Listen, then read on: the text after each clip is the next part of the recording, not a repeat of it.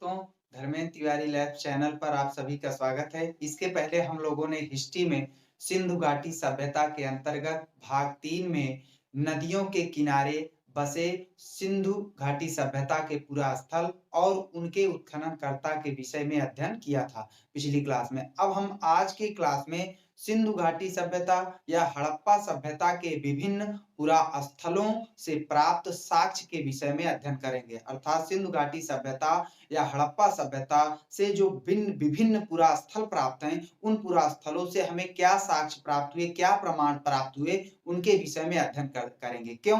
क्योंकि हमें हड़प्पाई लिपि या हड़प्पाई जो लिपि है उसे पढ़ा नहीं जा सका। जब हम पढ़ ही नहीं सके तो इसका हम अध्ययन किस आधार पर करेंगे? तो इन्हीं साक्ष्य के आधार पर जो हमें धरती के अंदर से उत्खनन से प्राप्त साक्ष्य प्रमाण मिले हैं, पुरातात्विक साक्ष्य, उन्हीं के आधार पर हम इस हड़प्पाई पुरा स्थल से प्राप्त साक्ष्य के आधार पर ही सिंधु घाटी सभ्यता या हड़प्पा सभ्यता का अध्ययन करते हैं। क्यों अध्ययन करते हैं? क्योंकि हड़प्पाई पुरा स्थल जो है उसमें जो लिपियां थी, पढ़ना लिखना तो जानते थे लोग, लेकिन उनकी लिपियां बहुत क्रिटिकल थी, इस कारण से उसे पढ़ा नहीं जा सका। तो हम लोग जो है पुरातात्विक साक्ष्य के आधार पर, इन पुरातात्विक साक्ष्य के प्रमाण के आधार पर ही हम हड़प्पा सभ्यता के विषय में अध्ययन करते हैं। तो आज हम हड़प्पा सभ्यता के पुरा स्थल से प्राप्त महत्वपूर्ण साक्ष्य या प्रमाण के विषय में अध्ययन करेंगे। और पिछले क्लास का वीडियो अगर आप लोगों ने नहीं देखा है तो उसे जरूर देखें और अच्छे से आप एक दूसरे को समझ सकेंगे, कोरिलेट कर पाएंगे। तो आइए हम सबसे पहले पहला पुरा स्थल जो था हड़प्पा पुरा स्थल। हड़प्पा पुरा स्थल इसका जो स्थान है कहाँ पर है? तो पाकिस्तान, पश्चिमी पंजाब, अर्थात भारत दो भागों में विभाजित हुआ, पूर्वी और पश्चिमी। तो पश्चिमी पंजाब कहाँ चला गया? पाकिस्तान। तो पाकिस्तान का पंजाब क्षेत्र, मोंटगोमरी जिला और हड़प्पा नामक पुरा स्थल से जो है प्रमाण प्राप्त हुए। और जो किस नदी के किनारे बसा? कौन सी नदी के किनारे? रावी नदी के किनारे। रावी नदी सिंधु घाटी सभ्यता सिंधु नदी की क्या है? सिंधु नदी की सहायक नदी है। तो रावी नदी सिंधु नदी की सहायक नदी है और उस पुरा स्थल से हमें महत्वपूर्ण साक्ष्य प्राप्त हुए हैं। और इसका उत्खनन का काम कौन किया था? सर जॉन मार्शल के नेतृत्व में श्री राय बहादुर दयाराम साहनी ने, सर जॉन मार्शल के नेतृत्व में श्री दयाराम साहनी ने हड़प्पा पुरा स्थल का सर्वप्रथम उत्खनन का कार्य किया। इसीलिए हमने बताया भी था कि इसका नाम क्या पड़ा था? हड़प्पा। हड़प्पा सभ्यता इसी के नाम से। क्यों? क्योंकि हड़प्पाई पुरा स्थलों में सबसे पहले जिस पुरा स्थल का उत्खनन का कार्य हुआ वो कौन सा हुआ? हड़प्पा पुरा स्थल। और इसी नाम से इसका नाम क्या रख दिया गया? हड़प्पा सभ्यता। तो ये हड़प्पा एक पूरा स्थल है, पाकिस्तान में है, पंजाब प्रांत, मोंटगोमरी जिला, रावी नदी, वहां से हमें साक्ष्य प्राप्त है। पहला क्या है? तांबे की गाड़ी। हमने आपको बताया था कि सिंधु घाटी सभ्यता के लोग या हड़प्पा सभ्यता के लोग 2 पहिया या 4 पहिया बैलगाड़ी या भैंसा गाड़ी का प्रयोग करते थे। तो वही तांबे की एक्का गाड़ी थी, उसके साक्ष्य प्राप्त। तांबे की एक्का गाड़ी, 2 पहिया या 4 पहिया, बैल से जो है क्या कहते हैं, भैंसा से जो है उसको बांध दिया जाता था और सामान को ले जाता था या लोगों को ले जाता था। तो इस तरीके से तांबे की एक्का गाड़ी कहाँ से? हड़प्पा से। हड़प्पा से क्या? तांबे की एक्का गाड़ी। तांबे का पैमाना, पैमाना क्या है? पैमाना एक होता है मापने का तरीका। जैसे गेहूं, किसी चीज को, गेहूं चावल या कोई चीज नापना है तो आप किलो लेते हैं ना, तो एक पैमाना है, वो माप है। तो उसी प्रकार से पैमाना मिला किसका? तांबे का। तो तांबे की एक्का गाड़ी, तांबे का पैमाना और तांबा गलाने की भट्टी। तांबा गलाने की भट्टी कहाँ से? हड़प्पा से। तांबे को गलाया जाता था या गला के भिन्न भिन्न प्रकार के औजारों का प्रयोग किया जाता था या भिन्न भिन्न प्रकार की वस्तुएं का निर्माण किया जाता था। तो तांबा गलाने की भट्टी तो कहाँ से प्राप्त है? हड़प्पा पुरा स्थल से। क्या क्या? तांबा, तांबे की एक्का गाड़ी, और दूसरा तांबे का पैमाना, और क्या? तांबा गलाने की भट्टी। और सबसे महत्वपूर्ण है उर्वरता की मूर्ति या मातृ देवी की मूर्ति। हड़प्पा से उर्वरता देवी की मूर्ति या मातृ देवी, उसी को उर्वरता की देवी या मातृ देवी बोलते हैं। तो उर्वरता की देवी या मातृ देवी की मृण मूर्ति, मृण मूर्ति का मतलब मिट्टी की मूर्ति प्राप्त है हड़प्पा से। वही मोहनजोदड़ो से कांसे की हम आगे बात करेंगे। तो हड़प्पा पुरा स्थल से किसकी?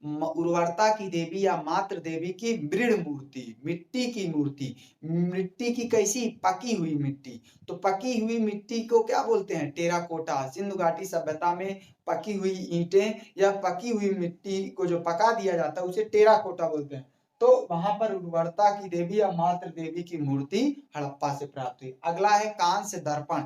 दर्पण का मतलब होता है शीशा। जैसे हम आप लोग शीशे में अपना चेहरा देखते हैं, फेस देखते हैं, तो ऐसे दर्पण प्राप्त हुआ। और किसका दर्पण?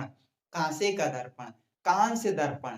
तांबा plus tin is equal to कांसा। मैंने पिछली क्लास में बताया है, तांबा plus tin is equal to कांसा। तो तांबा और टिन से मिलकर कांसा बना और उस कांसे से शीशा बनाया गया, दर्पण, चेहरा देखने के लिए। तो कांस्य दर्पण प्राप्त हुआ है। कहां से? हड़प्पा से। और कुम्हार का चाक। अब आप समझेंगे चाक क्या है। तो कुम्हार जो बर्तन बनाता है तो गोलाकार एक चक्र के आकार का घूमता रहता है पहिया, मिट्टी का बर्तन बनाने का। उसी में वो गोलाकार, उसी में लगाता है मिट्टी और उसी में आकार देता है, घड़ा या बर्तन बनाता है। तो गोलाकार जो पहिया घूमता रहता है वही क्या है? कुम्हार का चाक। कहां से? हड़प्पा से। और हड़प्पा स्थल में श्रमिक लोग रहते थे, मजदूर वर्ग के लोग रहते थे, इसके साक्ष्य भी प्राप्त हुए हैं। तो कुम्हार का चाक कहां से प्राप्त हुआ? हड़प्पा से। मछुआरे का चित्र। मछुआरा मतलब मछली पकड़ने वाले लोग जो है उनके चित्रकारी किया गया है। तो वहां से हड़प्पा से मछुआरे का चित्र प्राप्त हुआ है, मछली पकड़ने वाले लोगों का चित्र भी प्राप्त हुआ है। श्रमिक आवास अभी मैंने बताया कि हड़प्पा स्थल में लोग कैसे लोग रहते थे? श्रमिक, मजदूर वर्ग के लोग। तो श्रमिक आवास प्राप्त हुए हैं। कहां से? हड़प्पा से। अन्नागार, अन्न धन आगार। अन्न का मतलब होता है अनाज और आगार का मतलब होता है घर, अनाज रखने का घर। तो उसी को क्या बोलेंगे? अन्नागार। ओखली, ओखली, ओखली गोलाकार होता है, खाली स्थान है ना। तो ओखली के प्रमाण हमें प्राप्त है। किसके? ओखली। ओखली से क्या करते हैं? ओखली से धान कूटते थे, तो धान कूटने के प्रमाण। तो वहां से ओखली से ओखली प्राप्त है, ये नहीं धान के प्रमाण नहीं प्राप्त है, लेकिन ओखली वहां से मिला है। कहां से? हड़प्पा से। ओखली। हाथी, हाथी के साक्ष्य, हाथी के मोहर या हाथी के साक्ष्य प्राप्त है। कहां से? हड़प्पा से। हाथी के साक्ष्य। और एक श्रृंगीय पशु। बहुत सबसे ज्यादा, अगर बहुत ज्यादा प्रचलित कोई पशु था तो कौन था? मोहर प्राप्त है, एक श्रृंगीय पशु। लेकिन अब एक श्रृंगीय पशु कौन था ये क्लियर नहीं है। एक श्रृंगीय पशु, एक श्रृंगीय का मतलब एक सिंह वाले पशु के प्रमाण प्राप्त है। कहां से? हड़प्पा से। तो ये आपका महत्वपूर्ण है। जैसे उर्वरता की देवी बहुत महत्वपूर्ण है, श्रमिक आवास इंपॉर्टेंट है, अन्नागार और एक सिंघी पशु। और अगला है ताबूत, RS-37। RS-37 क्यों रखा गया? RS हड़प्पा, यस से आपका हड़प्पा हो गया। तो RS-37 है ना, तो कब्रिस्तान मिला तो उसी का नाम क्या रख दिया गया? RS-37। 37 का मतलब 3700, एक ही स्थान से 3700 के प्राप्त, 3700 प्राप्त हुए। इस वजह से इसका नाम क्या, ताबूत का नाम क्या रख दिया गया? RS-37। कहां से? हड़प्पा से। हड़प्पा से 3700 हड़प्पा से प्राप्त हुए, इसलिए इसका नाम क्या रख दिया गया?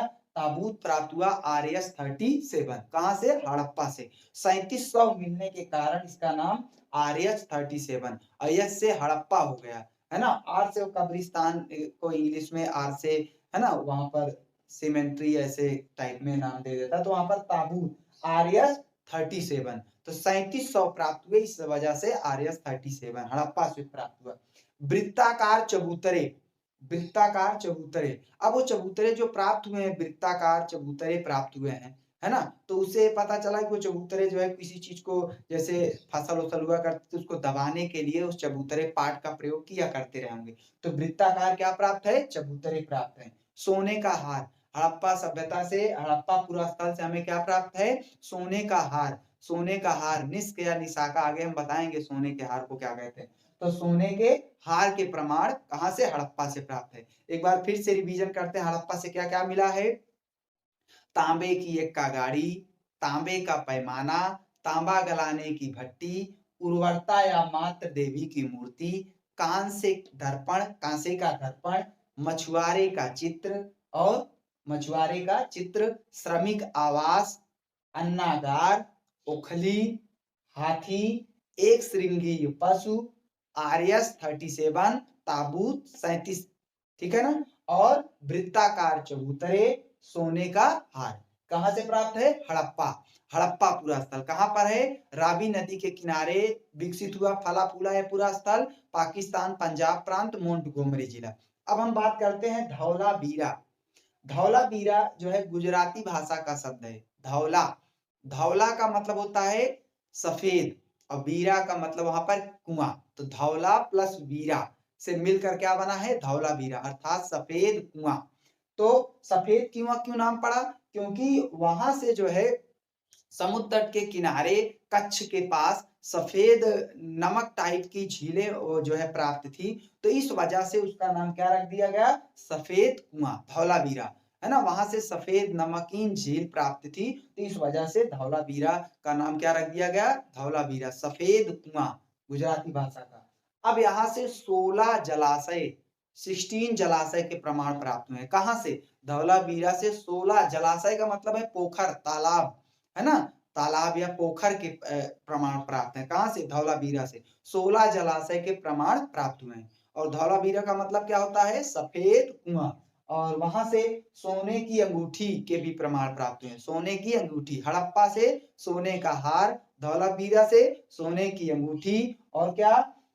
सोने की अंगूठी, 16 जलाशय के प्रमाण। और सूचना पट्ट, कोई चीज अगर जानकारी देनी हो तो जैसे बोर्ड है तो उसी पे सूचना दे दिया जाता था कि उसके बारे में जानकारी लोगों को दे दिया जाता था, तो क्या हो जाएगा? सूचना पट्ट। स्टेडियम, स्टेडियम खेल खेलने के लिए स्टेडियम, स्टेडियम के भी वहां से प्रमाण प्राप्त हुए हैं। सूचना पट्ट, स्टेडियम, सोने की अंगूठी, 16 जलाशय के प्रमाण, और पालीदार श्वेत पाषाण खंड। पालिशदार का मतलब उस पे जो है बढ़िया से पालिश वोलिश किया हो, है ना, रगड़ उगड़ के उसको चिकना बनाया गया तो उसी को पालिशदार। तो पालिशदार, श्वेत का मतलब साफा, सफेद, तो पालिशदार श्वेत, पाषाण का मतलब पत्थर, और खंड मतलब छोटे छोटे कंकड़ पत्थर। तो पालिशदार श्वेत पाषाण खंड कहां से? धौलावीरा से। कैसा? पालिशदार श्वेत पाषाण खंड कहां से? धौलावीरा से। और क्या प्राप्त है? सैंधव लिपि के 10 बड़े अक्षर, अतः सिंधु घाटी सभ्यता के लिपि के 10 बड़े अक्षर कहां से प्राप्त हुए? धौलावीरा से। तो धौलावीरा का मतलब क्या होता है? सफेद कुआं। धौलावीरा से क्या क्या प्रमाण प्राप्त हुए? तो 16 जलाशय, दूसरा सोने की अंगूठी, और क्या? स्टेडियम, और सूचना पट्ट, सूचना पट्ट के प्रमाण, और पालिशदार पाषाण खंड, श्वेत, पालिशदार श्वेत पाषाण खंड, और संधय लिपि के 10 बड़े अक्षर के प्रमाण कहां से? धौलावीरा से प्राप्त हैं। अब हम बात करते हैं मोहनजोदाड़ो या मोहनजोदड़ो।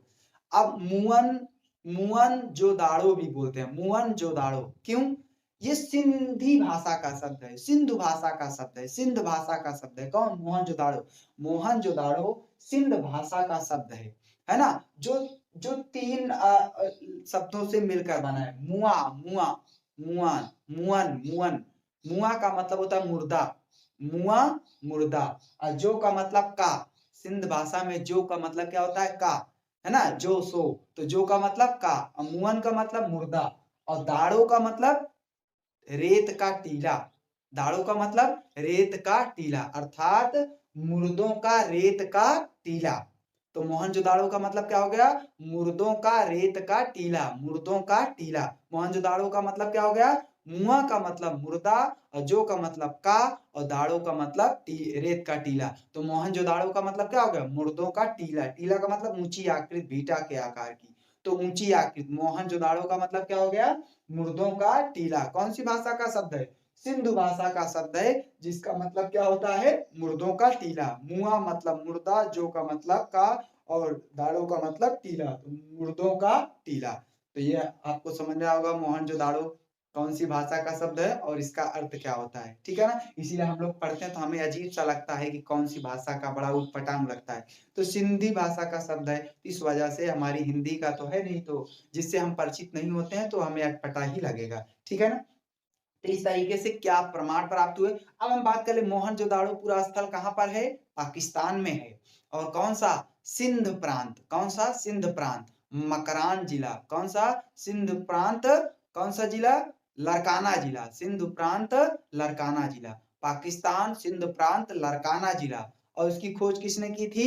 रखाल दास बनर्जी RD बनर्जी ने 1922 में, और हड़प्पा स्थल की 1921 में श्री राय बहादुर दयाराम साहनी जॉन मार्शल के नेतृत्व में। लेकिन मोहनजोदाड़ो पाकिस्तान सिंध प्रांत लारकाना जिला किसने, रखाल दास बनर्जी 1922 में उत्खनन का कार्य किया था। ठीक है ना। और कौन सी भाषा का शब्द है, सिंधु भाषा का, सिंधी भाषा का शब्द है, जिसका मतलब होता है मृतकों का टीला, मुर्दों का टीला, मोहनजोदाड़ो। ठीक है ना। अब यहाँ से क्या प्राप्त हुए, सूती कपड़े के साक्ष्य, सूती वस्त्र, सूती वस्त्र। तो मोहनजोदाड़ो से सूती वस्त्र के, अर्थात वहां के लोग सूती वस्त्र से परिचित थे, सूती वस्त्र सिंडोन कहते हैं। मेसोपोटामिया की सभ्यता में सूती वस्त्र को सिंडोन कहते हैं। क्यों, सिंडोन का मतलब सिंधु, सिंधु का, सिंध के लोगों का, सिंडोन का मतलब सिंधु के लोगों का। तो एग्जाम में क्वेश्चन पूछता है कि क्या कहते हैं, मेसोपोटामिया के लोग सूती वस्त्र को किस नाम से पुकारते थे, सिंडोन, सिंडोन, सिंडोन का मतलब सिंधु, सिंधु को, सिंधु के लोगों का, तो सिंडोन। ठीक है ना। पुरोहित आवास, है ना, पुरोहित का आवास मिला है, और पुरोहित आवास के साथ साथ वहां पर हमें साल लपेटे हुए योगी या पुजारी की मूर्ति मिली है। साल लपेटे हुए योगी या पुजारी की मूर्ति, ध्यान मग्न मुद्रा में बैठे हुए साल लपेटे हुए या योगी या पुजारी की मूर्ति हमें प्राप्त है। और क्या, पुरोहित आवास, पुरोहित आवास और साल लपेटे हुए योगी या पुजारी की मूर्ति। और यहाँ से कांसे की नर्तकी, एग्जाम में क्वेश्चन पूछा था, नटराज की मूर्ति, कांसे की नटराज की मूर्ति कहाँ से प्राप्त हुई है, नर्तकी ना देके नटराज दे दिया था। तो कांसे की नटराज की मूर्ति या कांसे की नर्तकी की मूर्ति कहाँ से, मोहनजोदाड़ो से। नटराज की मूर्ति देके एग्जाम में क्वेश्चन पूछा था, कांसे की नटराज की मूर्ति या कांसे की मूर्ति कहाँ से प्राप्त है, मोहनजोदाड़ो से। ठीक है ना। उर्वरता या मातृ देवी की मूर्ति, मृण मूर्ति कहाँ से प्राप्त है, हड़प्पा से। अब यहाँ से कुआं मिले, कुआं तो मिला ही, और उस कुएं में बहुत अधिक संख्या में नर कंकाल बिखरे हुए मिले। कुआं तथा कुएं से प्राप्त नर कंकाल, कुआं तथा कुएं से प्राप्त नर कंकाल, मानव के कंकाल प्राप्त हुए हैं, है ना, बहुत सारे बिखरे हुए नर कंकाल कुएं में प्राप्त हैं। तो वो साक्ष्य कहाँ से, मोहनजोदाड़ो से। इसी वजह से इसका नाम क्या रख दिया गया, मोहनजोदाड़ो, है ना। मृतकों की गली मिली, मृतकों का टीला मिला, है ना, बहुत सारे कंकाल मिले। तो इस तरीके से कुआं तथा कुआं से प्राप्त नर कंकाल के साक्ष्य।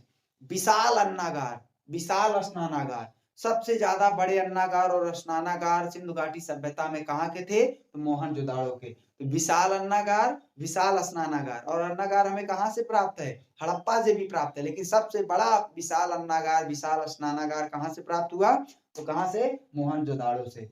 तांबे का ढेर, बहुत सारा तांबे का ढेर इकट्ठा, ढेर का मतलब बहुत ज्यादा इकट्ठा हुआ, एक जगह एकत्रित हो, तो तांबे का ढेर प्राप्त हुआ कहाँ से, मोहनजोदाड़ो से। मृतकों की गली, मैंने बताया मृतकों की गली, कंकाल प्राप्त हुए हैं, तो बहुत सारे कंकाल एक जगह इकट्ठा हुए, तो इसलिए मृतकों की गली। ठीक है ना। सभागार, सभा करने के लिए, अर्थात किसी मीटिंग बुलाने के लिए, सभा के लिए एक बड़ा सा हॉल प्राप्त हुआ, तो जिसे क्या बोलते हैं, सभागार। कहाँ से, मोहनजोदाड़ो से। किसके साक्ष्य प्राप्त हुए हैं, सभागार के। और सिंधु घाटी सभ्यता में सर्वाधिक, सबसे अधिक चौड़ी सड़कें अगर किसी की थी, तो मोहनजोदाड़ो शहर की, नगर की थी। मोहनजोदाड़ो नगर की सबसे चौड़ी सड़कें थी मोहनजोदाड़ो। 10 मीटर, 10 मीटर चौड़ी सड़क में आप ट्रक दौड़ा सकते हैं। तो 10 मीटर आज के समय में जितनी चौड़ी सड़कें होती हैं, उतनी चौड़ी सड़कें उस समय मोहनजोदाड़ो नगर में हुआ करती थी। तो आप समझ सकते हैं कितना विकसित नगर रहा होगा, कितना जो है शहर कितना विकसित रहा होगा। 10 मीटर चौड़ी सड़कें थी। ठीक है ना। कहाँ से, मोहनजोदाड़ो। सर्वाधिक चौड़ी सड़कें कहाँ से, मोहनजोदाड़ो से, या मोहनजोदाड़ो से। 3 सिर वाले पशुपत शिव, 3 सिर वाले, 3 सिर, और उस पर जो है सींग, 3 सींग वाले, 3 सींग, ऐसे सींग बनी हुई थी, और उसके साथ उसके चारों ओर जो है जानवर बैठाया हुआ दिखाया गया है। चित्र में जानवर को बैठाया हुआ, कौन कौन से जानवर, हाथी, गैंडा, सिंह, याद रखिएगा शेर नहीं, सिंह, सॉरी बाघ, बाघ, सिंह या शेर के प्रमाण नहीं प्राप्त हैं। सिंधु घाटी सभ्यता, पूरी सिंधु घाटी सभ्यता से हमें किसके प्रमाण प्राप्त नहीं है, सिंह या शेर के, सिंह या शेर के प्रमाण प्राप्त नहीं है। बाघ के प्राप्त हैं, बाघ, बाघ, टाइगर, टाइगर के प्रमाण प्राप्त हैं, लेकिन शेर के प्राप्त नहीं है, याद रखिएगा। सिंधु घाटी सभ्यता से कौन से पशु का साक्ष्य प्रमाण नहीं प्राप्त है? तो सिंह या शेर आपको याद रखना है। एग्जाम में अगर सिंह या शेर दिया रहेगा तो उसी पे टिक लगा देंगे। सिंह या शेर का प्रमाण में पूरी सिंधु घाटी सभ्यता से प्राप्त साक्ष्य नहीं प्राप्त है। समझ में आया? आशा करते हैं। तो क्या क्या प्राप्त हुआ मैंने बताया। तीन सिंह वाले पशु पक्षियों की मूर्ति और उनके चारों ओर जो जानवर बैठे हुए दिखाए गए हैं वो कौन से? गैंडा, हाथी, बाघ, हिरन और भैंस। गैंडा, हाथी, बाघ, हिरन, भैंस। गैंडा, हाथी, बाघ, हिरन, भैंस। हमारा राष्ट्रीय पक्षी क्या है? बाघ है, शेर नहीं है। जैसे हमारा राष्ट्रीय पक्षी बाघ है, शेर नहीं है, वैसे सिंधु घाटी सभ्यता जो थी वहां के लोग बाघ से परिचित थे लेकिन शेर से परिचित नहीं थे। पूरा साक्षी नहीं प्राप्त है, सिंह या शेर के साक्ष्य नहीं प्राप्त है। जैसे हमारा राष्ट्रीय पक्षी क्या है? बाघ है, शेर नहीं है। तो ऐसे शेर के प्रमाण, सिंह के प्रमाण सिंधु घाटी सभ्यता से हमें प्राप्त नहीं है। तो इस तरीके से कांसे की तराजू का पलड़ा, जैसे तराजू से नापते तो एक पलड़ा इधर होता है, एक पलड़ा इधर। तो कांसे की कांसा धातु था, मिश्र धातु, तो कांसे की तराजू के पलड़े के साक्ष्य हमें कहां से? मोहनजोदाड़ो से प्राप्त है। और चांदी की अंगूठी, देखिए हड़प्पा से सोने का हार, धवलावीरा से सोने की अंगूठी और मोहनजोदाड़ो से चांदी की अंगूठी। मोहनजोदाड़ो से किसकी अंगूठी? चांदी की अंगूठी। और मन का मतलब मोती, और पत्थर के मोती है ना, जैसे माला पहनते, हार पहनते तो उसमें मोती लगी होती है, छोटे छोटे है ना। तो वैसे ही पत्थर की मोतियां मिली है। कहां से? मोहनजोदाड़ो से। तो वैसे ही मनके का हार मिला, पूरा एक हार मिला, और मनके मोती का बना हुआ पत्थर की मोतियां उसमें गुड़ी हुई थी और हार मिला। कहां से? मोहनजोदाड़ो से। एक बात आपको याद रखना है, मोहनजोदाड़ो से हमें मृतकों के कब्रिस्तान का प्रमाण अभी तक प्राप्त नहीं हुआ। मोहनजोदाड़ो से अभी तक हमें कब्रिस्तान के प्रमाण नहीं प्राप्त हैं, जबकि हड़प्पा से 3700 एक साथ मिले हैं। हड़प्पा पूरा स्थल से 3700 प्राप्त हुए हैं, लेकिन मोहनजोदाड़ो से हमें कब्रिस्तान के प्रमाण अभी तक नहीं मिले हैं। तो एक बार फिर से रिवीजन कर लेते हैं। मोहनजोदाड़ो का मतलब क्या होता है? मुर्दों का टीला, मृतकों का टीला, है ना, मृतकों की गली मिली है। और मुआ का मतलब मुर्दा, और जो का मतलब का, और दाड़ो का मतलब रेत का टीला। सिंधी भाषा का शब्द है या सिंधु भाषा का शब्द है मोहनजोदाड़ो। क्या क्या मिले हैं? सूती कपड़े के साथ, जिसे मेसोपोटामिया के लोग क्या बोलते थे? सिंडोन। पुरोहित आवास, कांसे की मूर्ति, नटराज की मूर्ति या नर्तकी की मूर्ति, कांसे की। और साल लपेटे हुए योगी या पुरोहित की मूर्ति। कुआं तथा कुएं से प्राप्त नर कंकाल, कुआं तथा कुएं से प्राप्त क्या है? नर कंकाल। विशाल स्नानागार, विशाल अन्नागार, और क्या? तांबे का ढेर, मृतकों का टीला या मृतकों की गली, सभागार, और क्या? सर्वाधिक चौड़ी सड़कें 10 मीटर चौड़ी।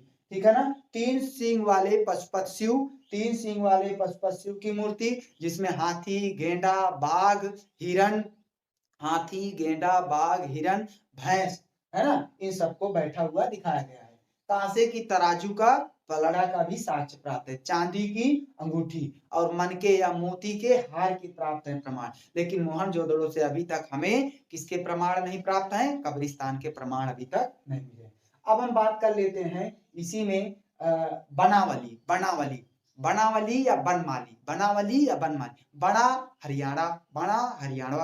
बनावली जो है कौन सी नदी के किनारे विकसित हुआ? बनावली लूनी। बनावली कौन सी नदी के किनारे? लूनी नदी के किनारे। बनावली कौन सी नदी के किनारे? लूनी। बनावली लूनी, है ना, लूनी नदी के किनारे पूरा स्थल विकसित हुआ। और इसके ये जो पूरा स्थल था कहां पर है? हरियाणा का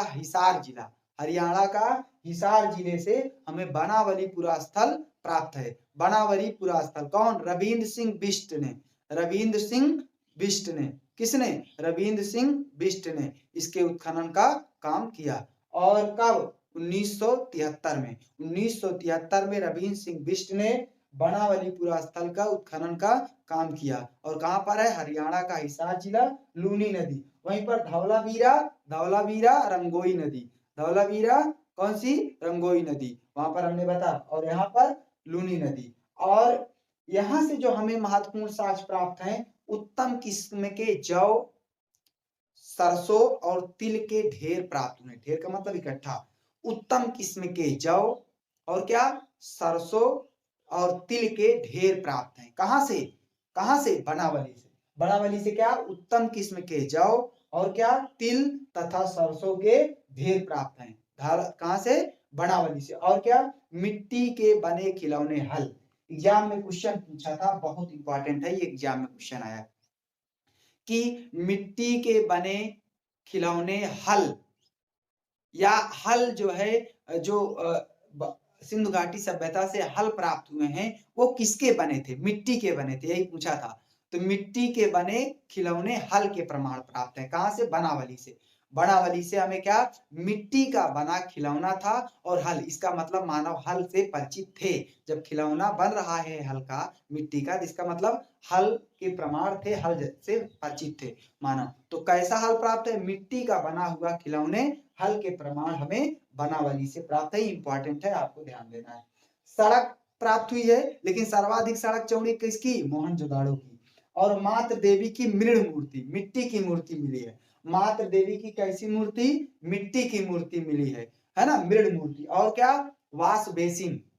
वाश बेसिन ऐसे टाइप का होता है, उसमें से पानी जाता है नीचे, और मुंह धुलने के लिए वाश बेसिन का हम प्रयोग करते हैं। तो गंदा पानी वाश बेसिन से नीचे जो है क्या होता है, निकल जाता है। तो वैसे बताइए, आज के समय में हम लोग वाश बेसिन का प्रयोग करते हैं। और इसमें समय कब, ये कितनी पुरानी है? 2600 ईसा पूर्व से। आप समझ सकते हैं 2600 ईसा पूर्व से 1900 ईसा पूर्व तक। जब जब आप समझ लीजिए ईसा मसीह का जन्म ही नहीं हुआ था, उसके पहले के 2600 ईसा पूर्व से 1900 ईसा पूर्व तक सिंधु घाटी सभ्यता। और जो सर्वमान तिथि है, मैंने बताया 2350 से 1750 माना गया है रेडियो कार्बन डेटिंग मेथड के द्वारा। तो तब तक के लोग जो है वाश बेसिन का प्रयोग किया करते थे। तो कितना जो है आधुनिक रहा होगा, है ना, ये सब नगर थे। तो बनावली से हमें क्या प्राप्त है? उत्तम किस्म के जौ, तिल, सरसों के ढेर। उत्तम किस्म के जौ, तिल और सरसों के ढेर। और क्या प्राप्त हुए हैं? मिट्टी के बने खिलौने हल। मिट्टी के बने खिलौने हल। और क्या प्राप्त हुए हैं? तो सड़क और मात्र देवी की मृण मूर्ति। और क्या प्राप्त हुए हैं? मात्र देवी की मृण मूर्ति। अब हम बात कर लेते हैं धौला आलमगीरपुर पुरा स्थल। सर्वाधिक पूर्वी पुरा स्थल कौन था? आलमगीरपुर। कौन सी नदी के किनारे? हिंडन नदी के किनारे। कहां पर? भारत। और कौन सा राज्य? उत्तर प्रदेश, मेरठ जिला। भारत, उत्तर प्रदेश, मेरठ जिले में आलमगीरपुर पुरा स्थल प्राप्त हुआ है। और वो आलमगीरपुर पुरा स्थल कौन सी नदी के किनारे? हिंडन नदी के किनारे जो है वो पुरा स्थल हमें प्राप्त हुआ। तो कौन सी नदी के किनारे? हिंडन नदी के किनारे।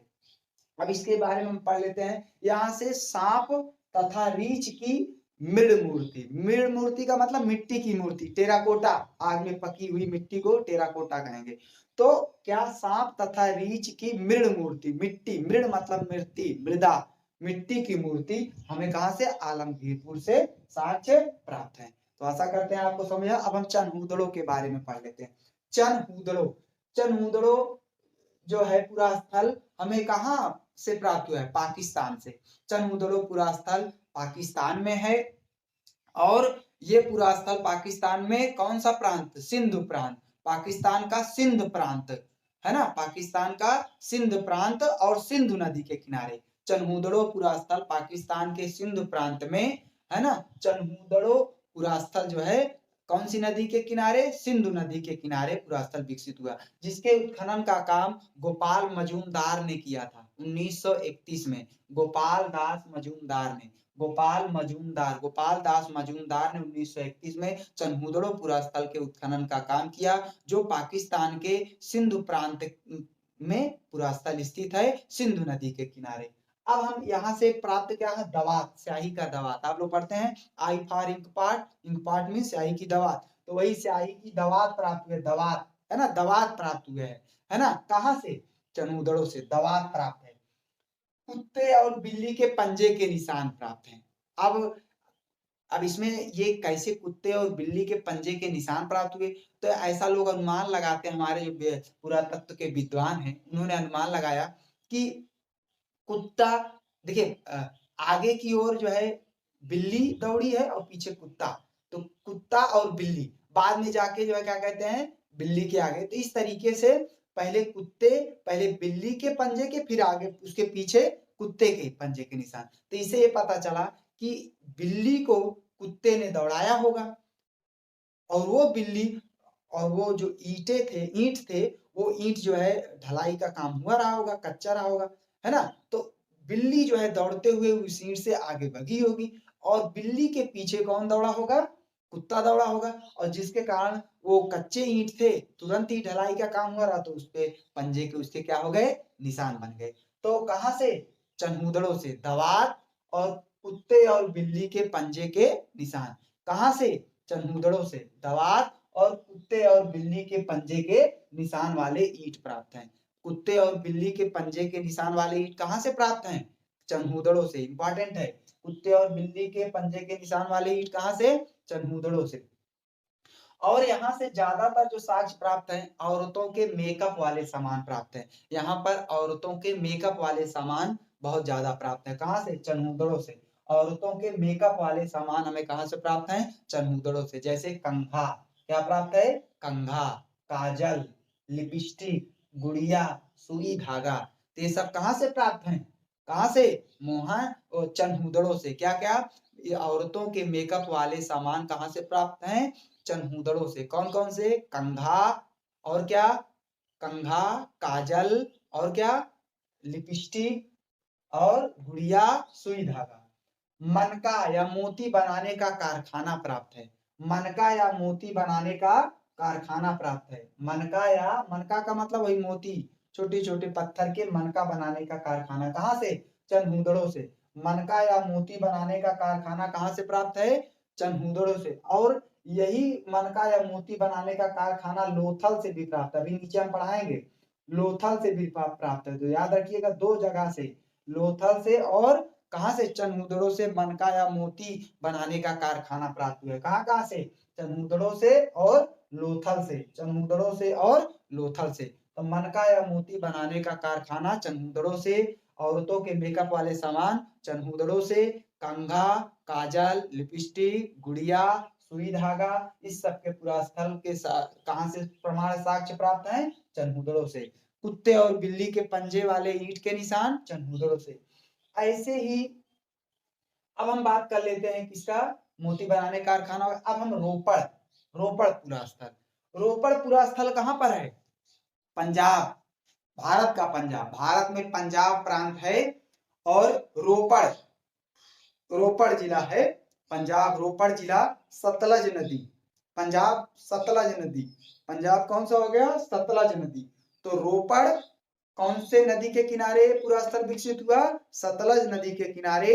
और क्या कहते हैं, कहां पर, पंजाब प्रांत, भारत का पंजाब प्रांत, और कौन सा रोपड़ जिला के अंतर्गत रोपड़ पूरा स्थल हमें प्राप्त हुआ है ना।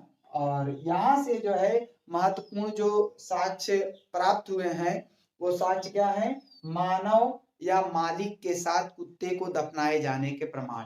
मानव के साथ या मालिक के साथ कुत्ते को भी दफनाया जाता था। कहाँ पर, रोपड़ में, रोपड़ पूरा स्थल से प्राप्त है। मालिक के साथ कुत्ते को भी दफनाए जाने के प्रमाण प्राप्त है। कंकाल प्राप्त हुए, कुत्ते के साथ, मालिक के साथ कुत्ते को भी दफनाए जाने का वहां साक्ष्य प्राप्त है। कहाँ पे, रोपड़ से।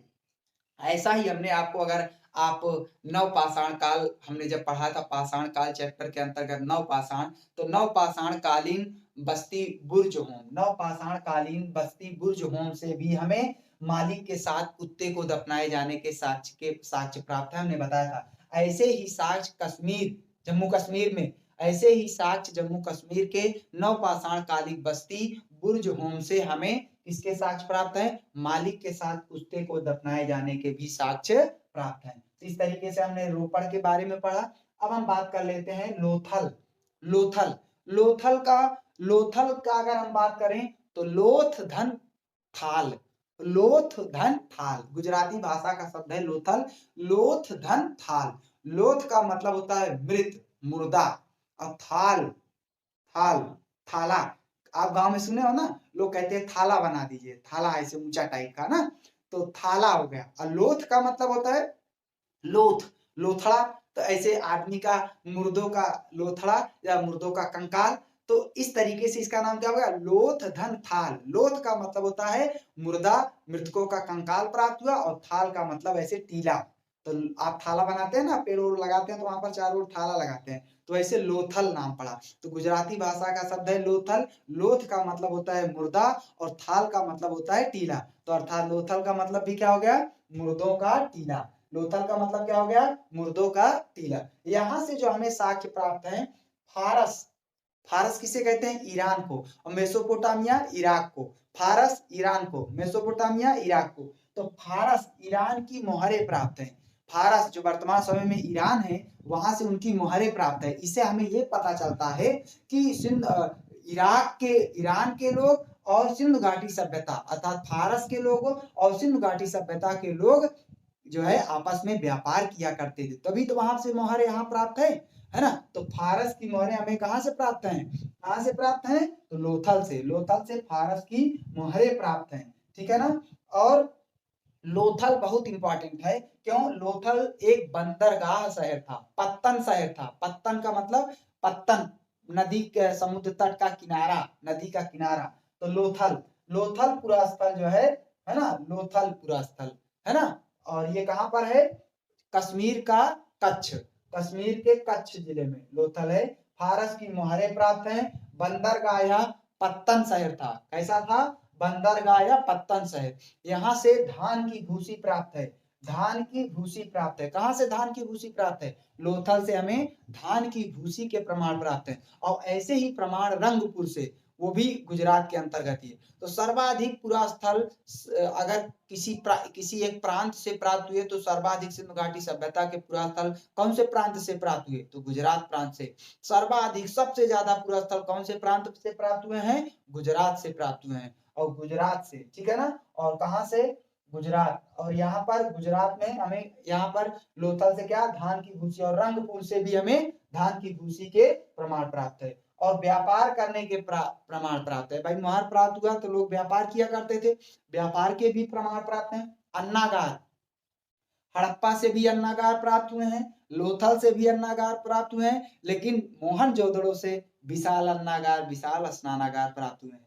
तो इसे याद रखना है, लोथल, हड़प्पा और मोहनजोदड़ो से अन्नागार के साक्ष्य प्राप्त हुए हैं।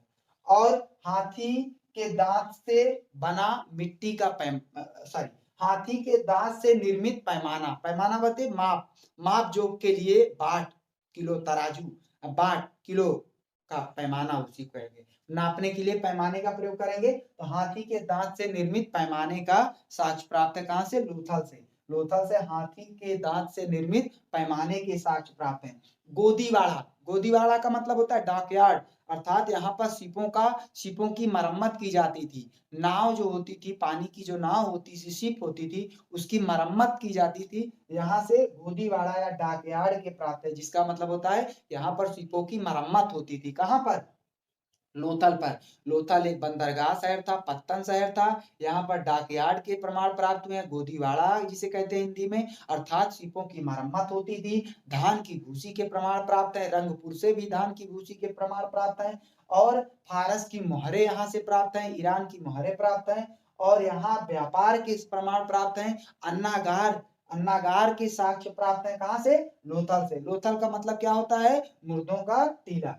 अब मनके, हमने आपको बताया था ना, मनका या मोती बनाने का कारखाना, चनहुदड़ो से भी मनका या मोती बनाने का कारखाना, और लोथल से भी जो है किसके, मोती या मनका बनाने के कारखाने के प्रमाण हमें प्राप्त हैं। अब हम बात करते हैं अग्निकुंड, जिसे अग्निवेदिका बोल देंगे, अग्निकुंड बोल देगा, हवन कुंड एग्जाम में बोल देगा तो कंफ्यूज नहीं होना है आपको। अग्निवेदिका, अग्निकुंड, हवन कुंड के प्रमाण कहां से, लोथल से। लोथल से एक अग्निवेदी, एक अग्निकुंड, एक हवन कुंड के प्रमाण प्राप्त हैं। लेकिन वहीं पर अगर कालीबंगा से बात प्राप्त करें, तो सर्वाधिक हवन कुंड के प्रमाण कहां से, कालीबंगा से प्राप्त है। अभी आगे हम बात करेंगे कालीबंगा। कालीबंगा से 7 अग्निकुंड, हवन वेदिका या हवन कुंड के प्रमाण प्राप्त हैं। वहीं लोथल से एक जो है हवन कुंड के प्रमाण प्राप्त हैं। तो 3-4 चीज इसमें बहुत महत्वपूर्ण है। लोथल से फारस की मोहरें, बंदरगाह या पत्तन शहर, और तीसरा धान की भूसी, चौथा गोदीवाड़ा डॉकयार्ड के प्रमाण, और मोती बनाने का कारखाना, है ना, और अग्नि वेदिका हवन कुंड, है ना, या अग्नि कुंड, हवन कुंड, अग्नि वेदिका के कितने, एक, और कालीबंगा से 7, कालीबंगा से 7, ठीक है ना। और महत्वपूर्ण है क्या, युग्म समाधान या मम्मी, मम्मी, हम लोग कहते हैं मम्मी, मम्मी का मतलब होता है मुर्दा, मम्मी, मम्मी, है ना। तो अब मम्मी नहीं कहना है, मम्मी का मतलब क्या होता है, मुर्दा, है ना। तो इसी प्रकार यहाँ से मम्मी के प्राप्त हुए साक्ष्य, किसके, युग्म समाधान, युग्म का मतलब होता है जोड़े से, पेयर से, युग्म में, है ना, युग्म समाधान अर्थात जोड़े से लोगों को वहां पर दफनाया गया है। इसके प्रमाण हमें कहां से, लोथल से, ये भी इंपॉर्टेंट है, लोथल से युग्म समाधान के प्राप्त हैं, प्रमाण प्राप्त हैं, साक्ष्य प्राप्त हैं। युग्म समाधान, जोड़े से दफनाया गया है मानव को वहां पर, है ना, तो इसलिए युग्म समाधान या मम्मी, युग्म, युग्म मम्मी, युग्म मम्मी के प्रमाण। मम्मी का मतलब मम्मी वाला मम्मी नहीं, मम्मी का मतलब मुर्दे, जो आदमी मर जाता है तो उसका जो शरीर रहता है, पुतला होता है, उसे मम्मी बोलते हैं, ठीक है ना। तो युग्म समाधान या मम्मी के प्राप्त के प्रमाण कहाँ से, लोथल से। अग्निकुंड के प्रमाण कहाँ से, लोथल से और कालीबंगा से। मन का मोती बनाने का कारखाना कहाँ से, लोथल से और चनहूतड़ों से, है ना। धान की भूसी लोथल से और रंगपुर से। बंदरगाह या पत्तन शहर लोथल से, और जो है लोथल या कहाँ से, इस तरीके से बंदरगाह शहर, ठीक है ना। और फारस की मोहरें, तो इस तरीके से एक चीज और, पत्थर से निर्मित चक्की के 2 पार्ट मिले हैं, चक्की, है ना, चक्की वही आटा पीसने वाली चक्की के 2 पार्ट, पत्थर से निर्मित चक्की के 2 पार्ट कहाँ से मिले हैं, लोथल से। पत्थर से निर्मित चक्की के 2 पार्ट कहाँ से प्राप्त हैं, लोथल से, लोथल से पत्थर से निर्मित चक्की के 2 पार्ट। और रंगाई का कुंड, जैसे रंग करने के लिए, कुंड का मतलब कुआं टाइप का, तो उसमें उसमें रंग डाल दिया जाता था, तो रंग उसी में घोल दिया जाता था, तो रंगाई का कुंड, कुंड का मतलब घड़ा टाइप का, बड़ा बड़ा सा कुआं टाइप का, है ना, गड्ढा टाइप का, तो उसी को बोले रंगाई का कुंड प्राप्त हुआ, कहाँ से, लोथल से, लोथल से रंगाई का कुंड। और पत्थर के निर्मित चक्की के 2 पार्ट प्राप्त हैं, कहाँ से, लोथल से। तो इस तरीके से हमने लोथल से फारस की मोहरें, युग्म समाधान, धान की भूसी, बंदरगाह या पत्तन शहर, डाक यार्ड या गोदीवाड़ा, मनका बनाने का कारखाना, युग्म समाधान और रंगाई का कुंड, और पत्थर से निर्मित चक्की के 2 पाठ के साक्ष्य प्राप्त हैं लोथल से। अब हम इसी में बात कर लेते हैं सुतका गेंडोर। सिंधु घाटी सभ्यता का सर्वाधिक पश्चिमी पूरा स्थल कौन था, सुतका गेंडोर। और पूर्वी अभी बताया आलमगीरपुर, उत्तरी मांडा, दक्षिणी दैमाबाद, दक्षिणी दैमाबाद, उत्तरी मांडा, पूर्वी आलमगीरपुर, पश्चिमी सुतका गेंडोर। तो सर्वाधिक सिंधु घाटी सभ्यता का सर्वाधिक पश्चिमी पूरा स्थल कौन था, सुतका गेंडोर। कौन सी नदी के, दास्क नदी के किनारे सर्वाधिक पश्चिमी पूरा स्थल कौन था, तो कौन सा, सुतका गेंडोर, दास्क नदी के किनारे ये पूरा स्थल विकसित हुआ। पाकिस्तान सिंधु प्रांत, पाकिस्तान का जो है बलूचिस्तान प्रांत, है ना, पाकिस्तान बलूचिस्तान प्रांत और मकरान जिले के अंतर्गत सुतका गेंडोर पूरा स्थल प्राप्त हुआ है। यहाँ से मानव की अस्थि से भरा बर्तन प्राप्त हुए, अस्थि, जैसे आदमी को जला दिया जाता था, तो जब आदमी को जला दिया जाता था एक बर्तन में, उसकी अस्थि को आज भी जैसे मिट्टी के बर्तन में घड़े में रख दिया जाता है और काले लाल कपड़े से बांध दिया जाता है, तो वैसे ही मानव की अस्थि से भरा बर्तन, उसकी अस्थियों को जो है रख दिया गया था बर्तन में, उसे रखा हुआ बर्तन हमें प्राप्त है, कहाँ से, मानव की अस्थि से भरा, अस्थि मतलब हड्डी पसली, है ना, जो रह जाती है, मानव की अस्थि से भरा बर्तन सुतका गेंडोर से। तांबे की कुल्हाड़ी, तांबे की कुल्हाड़ी के साक्ष्य प्राप्त है। मिट्टी से निर्मित चूड़ियों के साक्ष्य प्राप्त है, मिट्टी से निर्मित चूड़ी और बर्तन, बर्तन मिले हैं, मिट्टी से निर्मित चूड़ी, तांबे की कुल्हाड़ी और मानव की अस्थि से भरा बर्तन, कहाँ से, सुतका गेंडोर से। तो मानव की अस्थि से भरा बर्तन कहाँ से प्राप्त है, सुतका गेंडोर से। और तांबे की कुल्हाड़ी, मिट्टी से निर्मित चूड़ियां और बर्तन के प्रमाण हमें कहाँ से, सुतका गेंडोर, सर्वाधिक पश्चिमी पुरस्कार, दास नदी के किनारे, फला फूला, पाकिस्तान का बलूचिस्तान प्रांत। पिछली क्लास का अगर आप पढ़ लेंगे तो सब आपका एक दूसरे से अच्छे से समझ में आ जाए। भाग 3, सिंधु घाटी सभ्यता के पूरा स्थल और उसके उत्खनन करता, आप सर्च करेंगे तो आ जाएगा पूरा। हमने एक प्लेलिस्ट में, जैसे हिस्ट्री आपको पढ़ना तो पूरा एक प्लेलिस्ट बनाया मैंने हिस्ट्री का, और playlist history by Dharmendra Tiwari labs डालेंगे पूरा प्लेलिस्ट आ जाएगा, उसमें पूरा मैंने बनाया, आप देख सकते हैं। और ऐसे ही मैथ्स का पूरा प्लेलिस्ट बनाया है, और कॉन्स्टिट्यूशन, पॉलिटी का पूरा, भारतीय राज्य व्यवस्था का पूरा प्लेलिस्ट बनाया है। तो आप पूरा देख सकते हैं, ताकि आपको एक एक ढूंढने में समस्या होगी तो प्लेलिस्ट में पूरे वीडियो आपको मिल जाएंगे। अब हम बात करते हैं कालीबंगा। कालीबंगा, काली का मतलब होता है काला, काली, ब्लैक कलर, काला रंग, और बंगा का मतलब बंगन, बंगा, बंगा चूड़ी। बंगा का मतलब क्या होता है? बंगन, कंगन, बंगन, कंगन, है ना, बंगन, कंगन। तो काली बंगा, काली बंगा मतलब काली चूड़ियां, और तांबे की काली चूड़ियों, है ना। सिंधु सिंधु भाषा का शब्द है कालीबंगा। कालीबंगा सिंधु भाषा का शब्द है, जिसका मतलब क्या होता है? काली चूड़ियां, काली चूड़ियां। तो वहां पर तांबे की काली चूड़ियां बना करती थी, इसलिए उस पूरा स्थल का नाम क्या हो गया? कालीबंगा। क्या नाम पड़ गया? कालीबंगा। तांबे की काली चूड़ियों के प्रमाण प्राप्त हैं कालीबंगा से। कालीबंगा कहाँ है? राजस्थान, खेतड़ी जिला। राजस्थान का खेतड़ी जिला या हनुमानगढ़ जिला आप मान लें, राजस्थान के खेतड़ी जिले के अंतर्गत कालीबंगा, है ना, कालीबंगा पूरा स्थल, घग्गर नदी के किनारे। कालीबंगा घग्गर नदी के किनारे, कालीबंगा घग्गर नदी के किनारे, राजस्थान घग्गर नदी के किनारे, खेतड़ी या हनुमानगढ़ जिले के अंतर्गत आपका जो है कालीबंगा पूरा स्थल प्राप्त है, काली चूड़िया जिसके मतलब होता है। अब हम बात कर लेते हैं यहाँ से साक्ष्य क्या प्राप्त है। तो जुते हुए खेत के साक्ष्य प्राप्त हैं, अर्थात मानव वहां पर खेतों को की जुताई किया था। तो जुते हुए खेत के साक्ष्य कहाँ से प्राप्त हैं? राजस्थान, खेतड़ी जिला, और कालीबंगा पूरा स्थल। कौन सी नदी? घग्गर नदी के किनारे, है ना, घग्गर नदी। और देखिए राजस्थान की महिलाएं घग्गर चोली पहनती हैं, तो घग्गर नदी आपको न याद हो तो घग्गर, है ना, कालीबंगा घग्गर, तो इसलिए घग्गर नदी, कालीबंगा घग्गर नदी, राजस्थान, खेतड़ी जिला। तांबे के लिए खेतड़ी जिला बहुत प्रसिद्ध है। राजस्थान का जो खेतड़ी जिला है तांबे के लिए सर्वाधिक प्रसिद्ध है, तो खेतड़ी जिला। जुते हुए खेत के साक्ष्य, अभी हमने जस्ट पहले बताया था का अग्निकुंड, अग्निवेदिया या हवन कुंड, तीनों एक ही नाम है, एग्जाम में घुमा घुमा के पूछ लेगा, तो इसलिए हमने तीनों लिख दिया। अग्निकुंड, हवन कुंड या अग्निवेदियों के प्रमाण कहाँ से प्राप्त हैं? कालीबंगा से। और कहां से? लोथल से। लोथल से एक अग्निकुंड के प्रमाण प्राप्त हैं, लेकिन वहीं पर कालीबंगा से 7 हवन कुंड अग्निवेदियों के प्रमाण प्राप्त हैं। नक्काशीदार ईंटें या अलंकृत ईंटें, पूरे सिंधु घाटी सभ्यता से हमें अलंकृत ईंटें, अलंकृत मतलब उसमें कोई अलंकृत, जैसे आज की ईंट देखते हो तो उसमें जैसे कोई ईंट है तो उसमें आर के ईंट, पी के ईंट, डी के ईंट, ऐसे करके उसमें अलंकृत अलंकरण किया रहता है, लिखा रहता है, कुछ कारीगरी की रहती है। लेकिन पूरे सिंधु घाटी सभ्यता से कहीं से भी अलंकरण विहीन ईंटें हमें प्राप्त हुई, कहीं पर अलंकृत ईंटें नहीं प्राप्त हुई, केवल कहां से प्राप्त हुई है? कालीबंगा से।